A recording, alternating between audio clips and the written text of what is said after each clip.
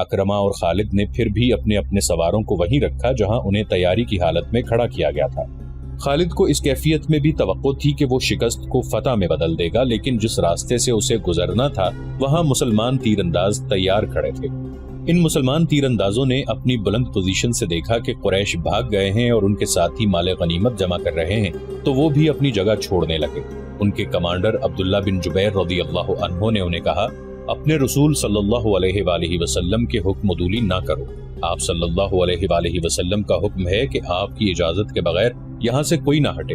तीरंदाज शोर मचाते हुए पहाड़ी से उतरने लगे, कहने लगे कि जंग खत्म हो गई है, माले गनीमत, फतह हमारी है। अब्दुल्ला बिन जुबैर रज़ियल्लाहु अन्हु के साथ सिर्फ 9 तीरंदाज रह गए थे। खालिद ने ये मंजर देखा तो उसे लगा जैसे ख्वाब देख रहा हो। वो यही चाहता था। वो तीरंदाजों को देखता रहा।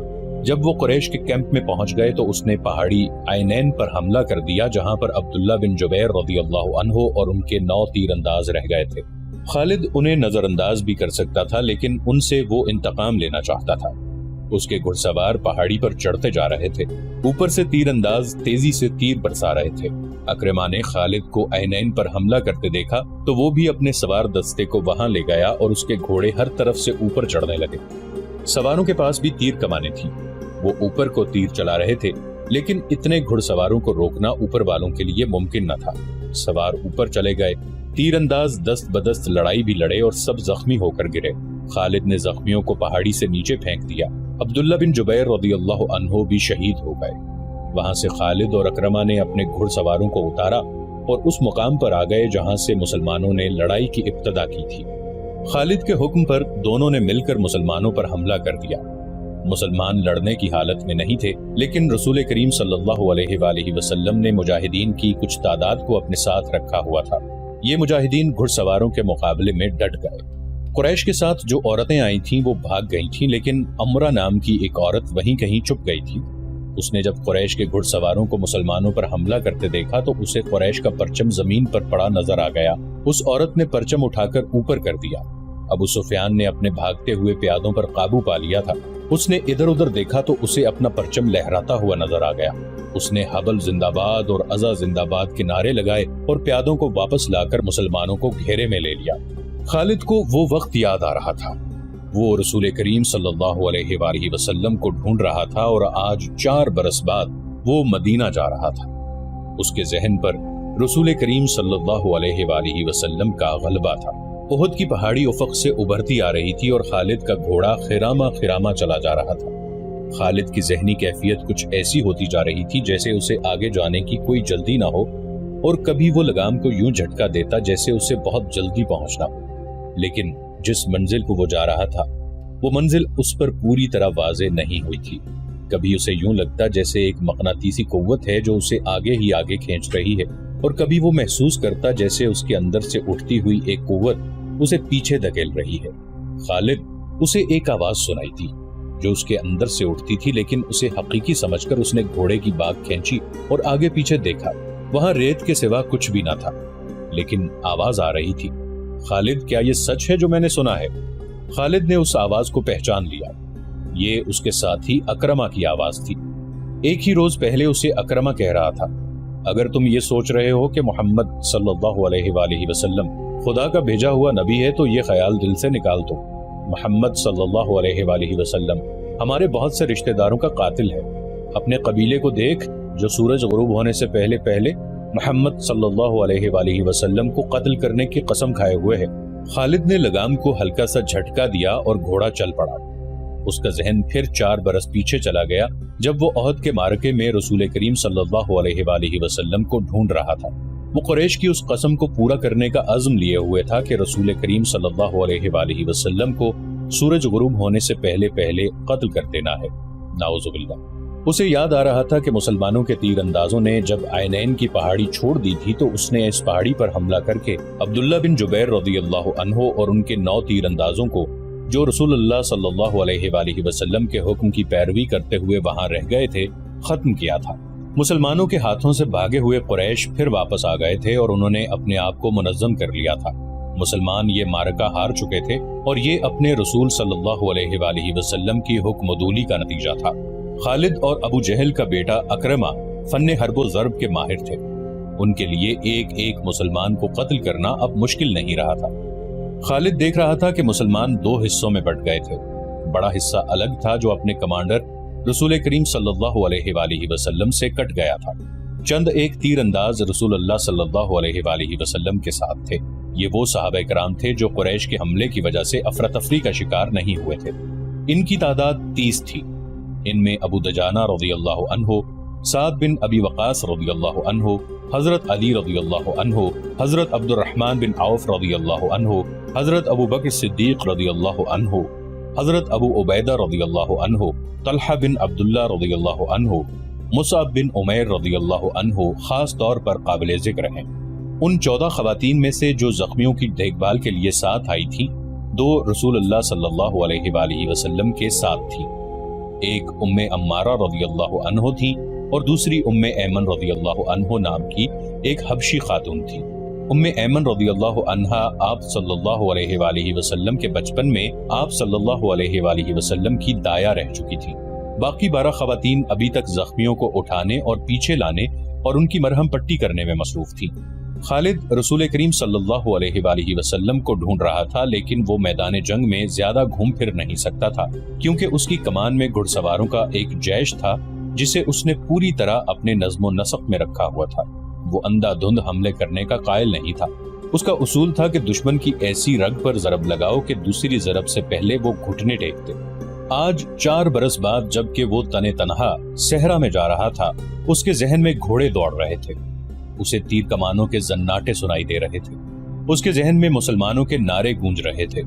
اس کا خیال تھا کہ مسلمان یہ ظاہر کرنے کے لیے نعرے لگا رہے ہیں کہ انہیں موت کا کوئی ڈر نہیں۔ طنز اور نفرت سے اب بھی اس کے ہونٹوں پر مسکراہٹ آ گئی۔ اس نے ارادہ کر لیا تھا کہ وہ زیادہ سے زیادہ مسلمانوں کو قتل کرے گا، قیدی کم ہی بنائے گا۔ اسے ابھی پتہ نہیں چل رہا تھا کہ رسول کریم صلی اللہ علیہ وآلہ وسلم کہاں ہیں۔ اس نے دیکھا کہ ابو سفیان جو بھاگتے ہوئے قریش کو ساتھ لے کر واپس آ گیا تھا، مسلمانوں کے فوج کے بڑے حصے پر حملہ آور ہو چکا تھا اور مسلمان بے جگری سے لڑ رہے تھے۔ مسلمانوں نے اسے اپنی زندگی کا آخری معرکہ سمجھ کر شجاعت و بے خوفی کے ایسے مظاہرے کیے کہ کثیر تعداد قریش پریشان ہو گئی۔ یہ صورتحال دیکھ کر خالد آگ بگولا ہو گیا۔ اس نے اپنے سواروں کو مسلمانوں پر حلہ بولنے کا حکم دیا۔ اس نے تلوار نیام میں ڈال لی اور برچھی ہاتھ میں لے لی۔ اس نے مسلمانوں پر عقب سے حملہ کیا۔ اس نے برچھی سے مسلمانوں کو چن چن کر مارا۔ اس کی برچھی جب کسی مسلمان کے جسم میں داخل ہوتی تو وہ چلا کر کہتا، میں ہوں ابو سلیمان۔ ہر برچھی کے وار کے ساتھ اس کی للکار سنائی دیتی، میں ہوں ابو سلیمان۔ آج 4 برس بعد جب وہ مسلمانوں کے مرکز مدینہ کی طرف چلا جا رہا تھا تو اسے اپنی ہی للکار سنائی دے رہی تھی، میں ہوں ابو سلیمان۔ اسے یاد نہیں آ رہا تھا کہ اس کی برچھی کتنے مسلمانوں کے جسموں میں اتری تھی۔ وہ رسول اللہ صلی اللہ علیہ وآلہ وسلم کو بھول گیا تھا۔ تھوڑی دیر بعد اسے پتا چلا کہ مسلمان اپنے نبی صلی اللہ علیہ وآلہ وسلم کی کمان سے نکل چکے ہیں اور اکرمہ مسلمانوں کے نبی صلی اللہ علیہ وآلہ وسلم کی طرف چلا گیا ہے۔ حقیقت بھی یہی تھی کہ رسول اللہ صلی اللہ علیہ وآلہ وسلم کی کمان ختم ہو چکی تھی اور معرکے کی صورتحال ایسی ہو گئی تھی کہ آپ صلی اللہ علیہ وآلہ وسلم مسلمانوں کو اثر نو منظم نہیں کر سکتے تھے، لیکن آپ صلی اللہ علیہ وآلہ وسلم اپنی اور اپنے ساتھیوں کی جان بچانے کے لیے میدان جنگ سے نکلنا بھی نہیں چاہتے تھے۔ حالانکہ صورتحال ایسی تھی کہ پسپائی کے علاوہ کوئی چارہ نہ تھا، لیکن آپ صلی اللہ علیہ وآلہ وسلم کسی بہتر پوزیشن میں جانے کی کوشش کر رہے تھے۔ آپ صلی اللہ علیہ وآلہ وسلم کو معلوم تھا کہ قریش آپ صلی اللہ علیہ وآلہ وسلم کو ڈھونڈ رہے ہوں گے اور آپ صلی اللہ علیہ وآلہ وسلم کے گروہ پر بڑا شدید حملہ ہوگا۔ آپ صلی اللہ علیہ وآلہ وسلم ایک پہاڑی کی طرف بڑھنے لگے۔ آپ صلی اللہ علیہ وآلہ وسلم کے ساتھیوں نے آپ صلی اللہ علیہ وآلہ وسلم کو اپنے حلقے میں لے رکھا تھا۔ آپ صلی اللہ علیہ وسلم تھوڑی ہی دور گئے ہوں گے کہ اکرمہ نے اپنے گھڑ سواروں سے آپ صلی اللہ علیہ وسلم پر حملہ کر دیا۔ قریش کے ایک پیادہ جیش کو کسی طرح پتہ چل گیا کہ رسول کریم صلی اللہ علیہ وآلہ وسلم پر اکرمہ نے حملہ کر دیا ہے، تو قریش کا یہ پیادہ جیش بھی آپ صلی اللہ علیہ وآلہ وسلم کے گروہ پر ٹوٹ پڑا۔ آپ صلی اللہ علیہ وآلہ وسلم کے اور آپ کے کسی ایک بھی ساتھی کے بچ نکلنے کا سوال ہی ختم ہو گیا تھا۔ آپ صلی اللہ علیہ وسلم کے 3 ساتھیوں نے اور ان 2 خواتین نے جو آپ صلی اللہ علیہ وآلہ وسلم کے ساتھ تھیں، آپ صلی اللہ علیہ وسلم کے گرد گوشت پوست کی دیوار کھڑی کر دی۔ خالد کو یاد آ رہا تھا کہ رسول اللہ صلی اللہ علیہ وآلہ وسلم جسمانی طاقت کے لحاظ سے بھی مشہور تھے۔ اس کا سب سے بڑا ثبوت یہ تھا کہ آپ صلی اللہ علیہ وسلم نے عرب کے مانے ہوئے پہلوان رکانہ کو 3 بار اٹھا اٹھا کے پٹخا تھا۔ اب میدان جنگ میں ان کی طاقت کے ایک اور مظاہرے کا وقت آ گیا تھا۔ گوشت پوست کی وہ دیوار جو آپ صلی اللہ علیہ وآلہ وسلم کے فدائین نے آپ صلی اللہ علیہ وسلم کے گرد کھڑی کر دی تھی، اسے آپ صلی اللہ علیہ وآلہ وسلم نے خود توڑا۔ آپ صلی اللہ علیہ وسلم کے ہاتھ میں کمان تھی، ترکش میں تیر بھی تھے۔ اس وقت خالد مسلمانوں کے بڑے حصے میں الجھا ہوا تھا۔ اسے جب بعد میں بتایا گیا کہ جب رسول اللہ صلی اللہ علیہ وآلہ وسلم اور ان کے 30 ساتھی اور 2 عورتیں قریش کے گھڑ سواروں اور پیادوں کے مقابلے میں جم گئے تھے تو خالد نے بڑی مشکل سے یقین کیا تھا۔ اس نے ایک بار پھر کہا تھا کہ یہ طاقت جسمانی نہیں ہو سکتی، یہ کوئی اور ہی طاقت ہے۔ اس وقت سے ایک سوال اسے پریشان کر رہا تھا کہ کیا عقیدہ طاقت بن سکتا ہے؟ وہ اپنے قبیلے میں کسی سے اس سوال کا جواب نہیں لے سکتا تھا، کیونکہ فوراً یہ الزام عائد ہو سکتا تھا کہ اس پر بھی محمد صلی اللہ علیہ وآلہ وسلم کا جادو اثر کر گیا ہے۔ آج وہی سوال اپنے ذہن میں لیے مدینہ کی طرف جا رہا تھا۔ احد کی پہاڑی افق سے اوپر اٹھائی تھی۔ 4 برس پرانی یادیں اسے پھر اس پہاڑی کے دامن میں لے گئیں جہاں اسے اپنا ہی نام سنائی دے رہا تھا، ابو سلیمان، ابو سلیمان۔ وہ اپنے تصور میں دیکھنے لگا کہ ان 30 آدمیوں اور 2 عورتوں نے اتنے سارے گھڑ سواروں اور پیادوں کا مقابلہ کس طرح کیا ہوگا۔ رسول کریم صلی اللہ علیہ وسلم اپنے دستے مبارک سے تیر برسا رہے تھے۔ آپ صلی اللہ علیہ وسلم کے ساتھی بڑھ چڑھ کر آپ صلی اللہ علیہ وسلم کو اپنے حلقے میں لے لیتے۔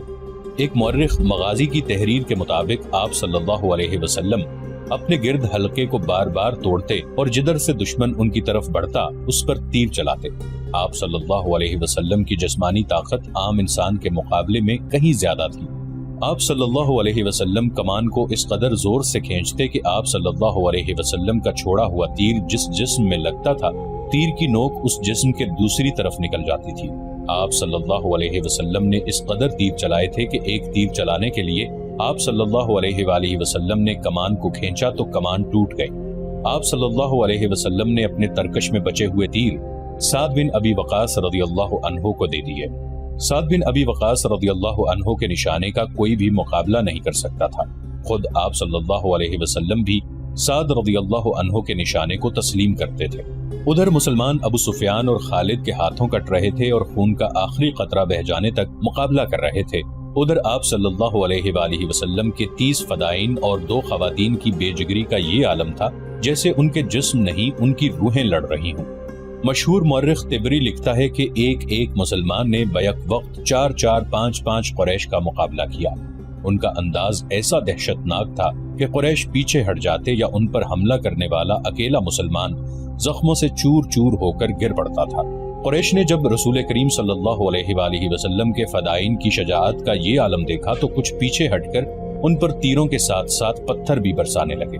اس کے ساتھ ہی قریش کے چند ایک گھڑ سوار سرپٹ گھوڑے دوڑاتے آپ صلی اللہ علیہ وآلہ وسلم پر حملہ آور ہوئے، لیکن آپ صلی اللہ علیہ وسلم کے ساتھیوں کے تیر ان کے جسموں میں اتر کر انہیں واپس چلے جانے پر مجبور کر دیتے تھے۔ اس صورتحال سے بچنے کے لیے قریش نے چاروں طرف سے تیروں اور پتھروں کا می برسا دیا۔ خالد کو اکرمہ نے بتایا تھا کہ ابو دجانہ محمد صلی اللہ علیہ وسلم کے آگے جا کھڑے ہوئے، ان کی پیٹھ دشمن کی طرف تھی۔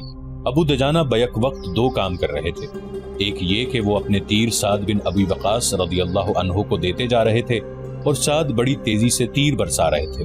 اس کے ساتھ ہی ابو دجانہ محمد صلی اللہ علیہ وسلم کو تیروں سے بچانے کی کوشش کر رہے تھے۔ تیروں اور پتھروں کی بارش میں کوئی دیکھ نہ سکا کہ ابو دجانہ کس حال میں ہیں۔ جب ابو دجانہ گر پڑے تو اس وقت دیکھا کہ ان کی پیٹھ میں اتنے تیر اتر گئے تھے کہ ان کی پیٹھ خار پشت کی پیٹھ لگتی تھی۔ رسول اکرم صلی اللہ علیہ وسلم کو بچانے کے لیے آپ صلی اللہ علیہ وسلم کے کئی ساتھیوں نے جان دے دی، لیکن اکرمہ اور اس کے گھڑ سواروں اور پیادوں پر اتنی دہشت طاری ہو چکی تھی کہ وہ پیچھے ہٹ گئے۔ قریش تھک بھی گئے تھے۔ رسول کریم صلی اللہ علیہ وسلم نے اپنے ساتھیوں کا جائزہ لیا۔ ہر طرف خون ہی خون تھا، لیکن زخمیوں کو اٹھانے اور مرہم پٹی کرنے کا موقع نہ تھا۔ دشمن ایک اور حلہ بولنے کے لیے پیچھے ہٹا تھا۔ مجھے قریش کے ایک اور آدمی کا انتظار ہے۔ رسول اکرم صلی اللہ علیہ وسلم نے اپنے ساتھیوں سے کہا، کون ہے وہ یا رسول اللہ صلی اللہ علیہ وسلم؟ آپ صلی اللہ علیہ وآلہ وسلم کے ایک صحابی نے پوچھا، کیا وہ ہماری مدد کو آ رہا ہے؟ نہیں، آپ صلی اللہ علیہ وسلم نے فرمایا وہ مجھے قتل کرنے آئے گا، اسے اب تک آ جانا چاہیے تھا۔ صحابی نے پوچھا لیکن وہ کون ہے؟ ابی بن خلف، آپ صلی اللہ علیہ وسلم نے فرمایا۔ ابی بن خلف رسول اکرم صلی اللہ علیہ وآلہ وسلم کے کٹر مخالفین میں سے تھا۔ وہ مدینہ کا رہنے والا تھا۔ اسے جب پتا چلا کہ رسول اللہ صلی اللہ علیہ وسلم نے نبوت کا دعویٰ کیا ہے تو ایک روز وہ آپ صلی اللہ علیہ وآلہ وسلم کے پاس آیا اور اس نے آپ صلی اللہ علیہ وسلم کا مذاق اڑایا۔ آپ نے تحمل اور بردباری سے اسے اسلام قبول کرنے کی دعوت دی۔ کیا تم مجھے اتنا کمزور سمجھتے ہو کہ میں تمہارے اس بے بنیاد عقیدے کو قبول کر لوں گا؟ ابی بن خلف نے گستاخانہ لہجے میں کہا تھا۔ میری بات غور سے سن لے محمد، کسی روز میرا گھوڑا دیکھ لینا، اسے میں اس وقت کے لیے موٹا تازہ کر رہا ہوں جب تم قریش کو پھر کبھی جنگ کے لیے للکارو گے۔ اب بدر کے خواب دیکھنے چھوڑ دو، میں اسی گھوڑے پر سوار ہوں گا اور تم مجھے میدان جنگ میں اپنے آمنے سامنے دیکھو گے، اور میں اپنے دیوتاؤں کی قسم کھا کے کہتا ہوں کہ تمہیں اپنے ہاتھوں قتل کروں گا۔ نعوذ باللہ۔ ابی، رسول خدا صلی اللہ علیہ وآلہ وسلم نے مسکرا کر کہا تھا، زندگی اور موت اس اللہ کے اختیار میں ہے جس نے مجھے نبوت عطا فرمائی ہے اور مجھے گمراہ لوگوں کو سیدھے راستے پر لانے کا فرض سونپا ہے۔ ایسی بات منہ سے نہ نکالو جسے میرے اللہ کے سوا کوئی بھی پورا نہ کر سکے۔ یوں بھی تو ہو سکتا ہے کہ تم مجھے قتل کرنے آؤ اور تم میرے ہاتھوں قتل ہو جاؤ۔ ابی بن خلف رسول اللہ صلی اللہ علیہ وسلم کی اس بات پر تنزیہ ہنسی ہنس پڑا اور ہنستا ہوا چلا گیا۔ اب احد کے مارکے میں رسول خدا صلی اللہ علیہ وسلم کو ابی بن خلف یاد آ گیا۔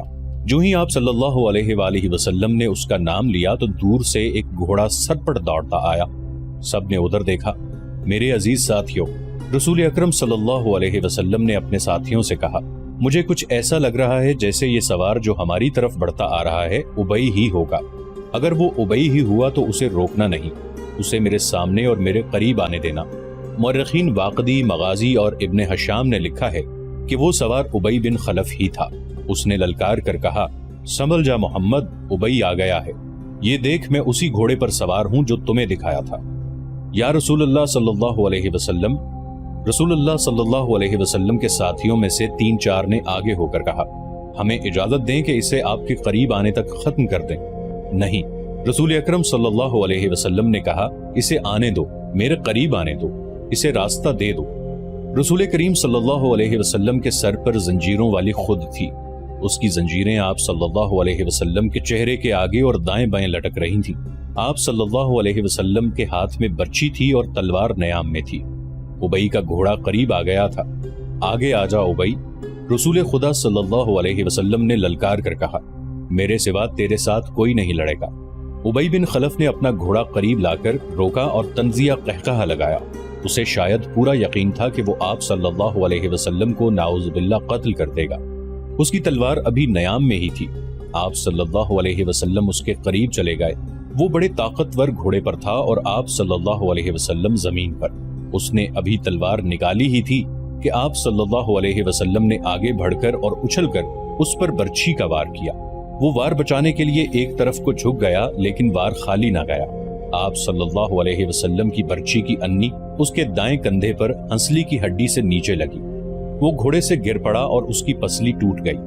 مورخ لکھتے ہیں کہ رسول خدا صلی اللہ علیہ وسلم کا وار اتنا کاری نہ تھا کہ ابی جیسا قوی ہیکل آدمی اٹھ نہ پاتا۔ رسول خدا صلی اللہ علیہ وسلم اس پر دوسرا وار کرنے کو دوڑے۔ وہ گھوڑے کے دوسری طرف گرا تھا، اس پر شاید دہشت طاری ہو گئی تھی، یا آپ صلی اللہ علیہ وسلم کا وار اس کے لیے غیر متوقع تھا۔ وہ اٹھا اور اپنا گھوڑا وہیں چھوڑ کر بھاگ گیا۔ وہ چلاتا جا رہا تھا، محمد نے مجھے قتل کر دیا ہے، اے اہل قریش، محمد نے مجھے قتل کر ڈالا۔ قریش کے کچھ آدمیوں نے اس کے زخم دیکھے تو اسے تسلی دی کہ اسے کسی نے قتل نہیں کیا، زخم بالکل معمولی ہیں۔ لیکن اس پر نہ جانے کیسی کیفیت طاری ہو گئی تھی کہ اس کی زبان سے یہی الفاظ نکلتے تھے، میں زندہ نہیں رہوں گا، محمد نے کہا تھا کہ میں اس کے ہاتھوں قتل ہو جاؤں گا۔ مورخ ابن حشام نے یہاں تک لکھا ہے کہ ابی نے یہ الفاظ بھی کہے تھے، اگر محمد مجھ پر صرف تھوک دیتا تو بھی میں زندہ نہ رہ سکتا۔ جب احد کا معرکہ ختم ہو گیا تو ابی قریش کے ساتھ مکہ روانہ ہو گیا۔ راستے میں انہوں نے پڑاؤ کیا تو ابی مر گیا۔ خالد کو آج 4 برس بعد وہ وقت کل کی بات کی طرح یاد آ رہا تھا۔ اسے یقین تھا کہ مسلمانوں کو اہل قریش کچل کر رکھ دیں گے، لیکن مسلمان جس طرح جانیں قربان کر رہے تھے اس نے خالد کو پریشان کر دیا۔ یوں لگتا تھا جیسے مسلمان پیادوں سے कुरैश के घोड़े भी खौफजदा हैं।